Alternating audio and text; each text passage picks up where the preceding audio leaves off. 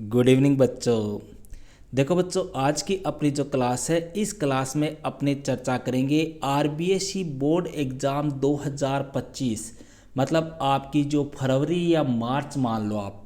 हालांकि डिसाइड तो यही है कि 20 फरवरी से आपकी बोर्ड एग्ज़ाम स्टार्ट होने जा रही है, लेकिन हो सकता है कि रीट एग्ज़ाम की वजह से 5 से 7 दिन आपकी एग्ज़ाम और आगे पोस्टपोन हो सकती है, फाइनल नहीं है।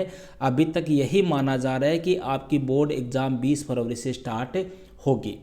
ठीक है, तो अपने जो फरवरी में एग्ज़ाम होगी बोर्ड एग्ज़ाम 2025 की, उस बोर्ड एग्ज़ाम के लिए भैया अपने पॉलिटिकल साइंस की जो फर्स्ट बुक है, समकालीन विश्व में राजनीति, इस बुक का अपने जो पहला चैप्टर है दो ध्रुवीयता का अंत, इस चैप्टर के भैया अपने यहाँ पर लॉन्ग क्वेश्चन या जिनको अपने कहे निबंधात्मक क्वेश्चन, इन क्वेश्चनों की चर्चा अपने आज की यहाँ इस क्लास में करेंगे। देखो, सबसे पहले ब्लूप्रिंट की बात करते हैं भैया। अपने इस बार का जो ब्लूप्रिंट है, उस ब्लूप्रिंट के अकॉर्डिंग इस चैप्टर से अपने 3 ही क्वेश्चन आ रहे हैं। कितने आ रहे हैं? 3, जिनमें 2 क्वेश्चन तो आपके 1-1 नंबर के हैं और एक क्वेश्चन है आपके 4 नंबर का। समझ रहे हो? मैं ब्लूप्रिंट इसलिए बता रहा हूँ क्योंकि भैया अपना जो पेपर आता है वो 99%, मैं 100 तो नहीं कहूँगा क्योंकि हो सकता है एक आधा क्वेश्चन इधर उधर हो जाता है कई बार, बाकी 99% पेपर जो है वो अपने ब्लूप्रिंट के अकॉर्डिंग ही आता है। ठीक है, तो ब्लूप्रिंट के अकॉर्डिंग भैया अपने 3 क्वेश्चन आएंगे, जिनमें 2 क्वेश्चन तो होंगे आपके 1-1 अंक के और एक क्वेश्चन आएगा आपके 4 अंक का बड़ा क्वेश्चन। अब इस चैप्टर से भैया अपने 4 अंक का क्वेश्चन आ रहा है, तो यहाँ पर अपने ऐसे कौन कौन से क्वेश्चन है जो बोर्ड एग्जाम की दृष्टि से महत्वपूर्ण है। देखो, यहाँ पर मैं आपको इस चैप्टर से ओनली 4 ही क्वेश्चन बताऊंगा, जिनमें पहला और दूसरा जो क्वेश्चन है वो काफ़ी ज़्यादा मोस्ट है। मान के चलो 99% इन दोनों में से आ जाएगा, लेकिन बाय चांस मान लो रियर केस में ऐसा हो जाए नहीं आए, तो यहाँ से मैंने आपको लिए टोटल 4 क्वेश्चन कलेक्ट किए हैं। आप तो उन 4 क्वेश्चनों को इस चैप्टर से याद कर लो। छोटे क्वेश्चन मैं आपको पहले ही इस चैप्टर के उपलब्ध करा चुका हूँ, आप उनको तैयार कर लो। बाकी इस चैप्टर से मेरे ख्याल से आपको कोई अन्य पढ़ने की आवश्यकता नहीं है। ठीक है, अब देखो भैया वो 4 क्वेश्चन कौन कौन से हैं, उनकी अपने यहाँ पर चर्चा करते हैं। सबसे पहला क्वेश्चन आपको स्क्रीन पे दिख रहा होगा। सबसे पहला सबसे मेन क्वेश्चन इस चैप्टर का जो बड़ा आपको पूछा जा सकता है वो है सोवियत संघ के विघटन के लिए उत्तरदायी प्रमुख कारकों का उल्लेख कीजिए। भाई, सोवियत संघ का विघटन अपने को सबको पता है कि 25 दिसंबर 1991 को हुआ था। अब क्यों हुआ था, उसके कौन कौन से कारक हैं, उनका अपने को उल्लेख करना है। निबंधात्मक क्वेश्चन आएगा, मतलब आपका आंसर जो है वो लगभग 1.5 से 2 पेज के मध्य होना चाहिए।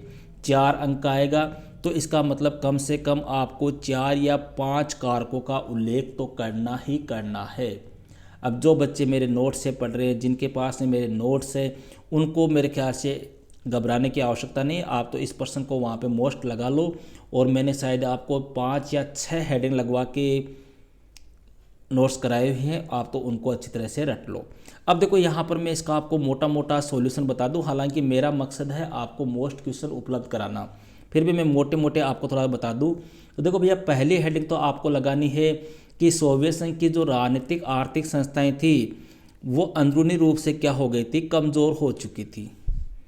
अंदरूनी रूप से क्या हो गई, कमज़ोर। अब इसका वर्णन कर देना कि सोवियत संघ की राजनीतिक आर्थिक संस्थाएं अंदरूनी कमजोरी के कारण लोगों की आकांक्षाओं को पूरा नहीं कर पा रही थी। इससे अर्थव्यवस्था ठहर गई तथा उपभोक्ता वस्तुओं की बड़ी कमी हो गई। इस वजह से सोवियत संघ का विघटन हुआ, इस प्रकार से। फिर नंबर 2 हेडिंग लगा देना कि लोगों का पश्चिम के मुकाबले पिछड़ जाना, इस प्रकार की हेडिंग लगा देना। इसमें कर देना कि जब पश्चिमी देशों की प्रगति और अपने पिछड़ेपन के बारे में सोवियत संघ के आम नागरिकों की जानकारी बढ़ी, तो इससे सोवियत संघ के लोगों को राजनीतिक और मनोवैज्ञानिक रूप से बड़ा धक्का लगा, और यही धक्का जो है वो सोवियत संघ के विघटन के लिए उत्तरदायी बना। ठीक है, तीसरी हेडिंग फिर आप लगा देना कि लोगों के मध्य राष्ट्रवाद और संप्रभुता की भावना का विकास होना, इसका वर्णन कर देना। फिर चौथी हेडिंग आप लिखा देना कि सोवियत संघ की जो प्रशासनिक और राजनीतिक रूप से सोवियत संघ जो है वो क्या हो गया था, गतिरोध हो गया था। 5वीं कर देना, गोरबाचेव के समर्थन की समाप्ति। इस प्रकार से 5 हेडिंग लगा के आपको डिटेल से इसका क्या करना है, वर्णन करना है। ये था भैया इस चैप्टर का सबसे मेन क्वेश्चन जो आपको 4 अंक का पूछा जा सकता है। अब बात करते हैं सेकंड क्वेश्चन की भैया, जो आपको पूछ सकते हैं। सेकंड क्वेश्चन है आपके सामने स्क्रीन पे दिख रहा होगा आपको, शॉक थेरेपी। शॉक थेरेपी क्या है, इसके प्रमुख परिणाम बताइए। तो शॉक थेरेपी भैया आपको पता है, इजी सा क्वेश्चन है, मेरे ख्याल से कोई दिक्कत नहीं होनी चाहिए कि आघात पहुंचाकर या चोट पहुंचाकर क्या करना, उपचार करना, वही शॉक थेरेपी कहलाता है। ठीक है, या दूसरे शब्दों में कहे तो धीरे धीरे परिवर्तन ना करके एक साथ परिवर्तन करना, वह भी क्या है, शॉक थेरेपी है। और यह मॉडल विश्व बैंक और अंतर्राष्ट्रीय मुद्रा कोष द्वारा दिया गया था। ठीक है, अब इसके परिणाम पूछे भैया। तो देखो, पहली बात तो 1990 में ये अपनाई गई थी शॉक थेरेपी। परिणामों की बात करें तो पहला परिणाम तो लिख देना कि जो रूस की मुद्रा थी रूबल, उस रूबल में क्या आ गई, गिरावट आ गई। इसका वर्णन कर देना 4-5 लाइन का। फिर दूसरी हेडिंग लगा देना कि अर्थव्यवस्था का क्या हो जाना, तहस नहस हो जाना। अर्थव्यवस्था क्या हो गई, तहस नहस हो गई शॉक थेरेपी की वजह से। इसका वर्णन कर देना। तहस नहस क्यों हुई, क्योंकि जो 90% उद्योग थे उनको निजी कंपनियों के हाथों बेच दिया गया था। ठीक है, फिर तीसरी हेडिंग आप लगा देना कि जो खाद्यान्न सुरक्षा थी उस खाद्यान्न सुरक्षा की क्या हो गई, समाप्ति हो गई। इसका वर्णन कर देना। चौथी हेडिंग लगा देना कि समाजवादी अर्थव्यवस्था की समाप्ति हो गई। इसका वर्णन कर देना। फिर आर्थिक असमानताओं का जन्म हुआ। इसका वर्णन कर देना। इस प्रकार से आपको 4-5 परिणामों की हेडिंग लगाकर आपको उनका क्या करना है, वर्णन करना है। ये 2 क्वेश्चन भैया इस चैप्टर के बड़े क्वेश्चनों की दृष्टि से काफ़ी महत्वपूर्ण है। समझ गए। तीसरे क्वेश्चन की चर्चा करते हैं। तीसरा क्वेश्चन इस चैप्टर से जो मोस्ट आपके बन रहा है वो है भैया, सोवियत प्रणाली की प्रमुख विशेषताएं बताइए। सोवियत प्रणाली की प्रमुख विशेषताएं आपको बतानी है। शायद 6-7 विशेषताएं मेरी आपको करवाई हुई है। ठीक है, जिनमें आपको जैसे पहली विशेषता तो लिख देना कि सोवियत प्रणाली में जो संपत्ति थी उस संपत्ति पर राज्य का स्वामित्व था। ठीक है, दूसरी आप लिख देना कि सोवियत प्रणाली पर नौकरशाही का शिकंजा कसता गया। तीसरी लिख देना आप कि सोवियत प्रणाली में लोगों को लोकतंत्र और अभिव्यक्ति की आज़ादी नहीं थी, मतलब लोग व्यक्ति अपने विचारों को प्रकट नहीं कर सकते थे। ठीक है, इसके आगे आप लिख देना कि सोवियत प्रणाली में एक ही पार्टी, एक ही दल जिसका नाम था कम्युनिस्ट पार्टी, उस कम्युनिस्ट पार्टी का शासन था। ठीक है, इसके अलावा आप लिख देना कि सोवियत संघ जो था या सोवियत प्रणाली जो थी उसमें बेरोजगारी नहीं थी। इसके अलावा लिख देना कि सोवियत संघ का घरेलू उद्योग जो है वो बहुत ही उन्नत था। तो इस प्रकार से आपको मेरी 7-8 विशेषताएं आप बताई हुई है, आपको वो आपको इसमें करना है।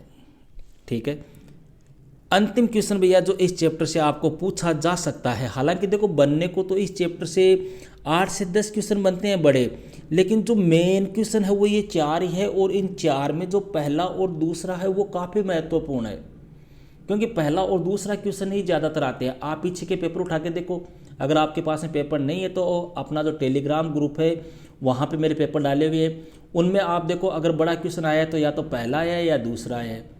ठीक है, तो यहाँ पर 4 मैंने आपको बताए हैं। हालांकि मेन जो है वो आपके पहला और दूसरा ही है। बाकी आपको इन चारों क्वेश्चनों को तैयार करना है। मेन फोकस आपको पहले और दूसरे क्वेश्चन पे करना है। ठीक है, अंतिम क्वेश्चन की बात करते हैं भैया इस चैप्टर का, जो आपको 4 अंक का पूछा जा सकता है।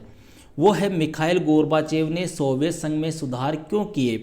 अब पहली बात तो ये आती है, गुरुजी मिखाइल गोर्बाचेव कौन था भैया? ये सोवियत संघ का अंतिम राष्ट्रपति था। पहली बात, 1985 से लेकर 1991 तक ये राष्ट्रपति के पद पर रहा था और इसी के समय सोवियत संघ का विघटन हो गया था। अब इसने सोवियत संघ का विघटन किया, सुधार किए थे। सुधार किस लिए किए थे? ये सोवियत संघ को सुधारना चाहता था, उसकी जो अर्थव्यवस्था थी उसको वापस पटरी पर लाना चाहता था। तो अब ऐसे कौन कौन से कारण थे जिसकी वजह से ये सुधार करना चाहता था, इसने सुधार किए?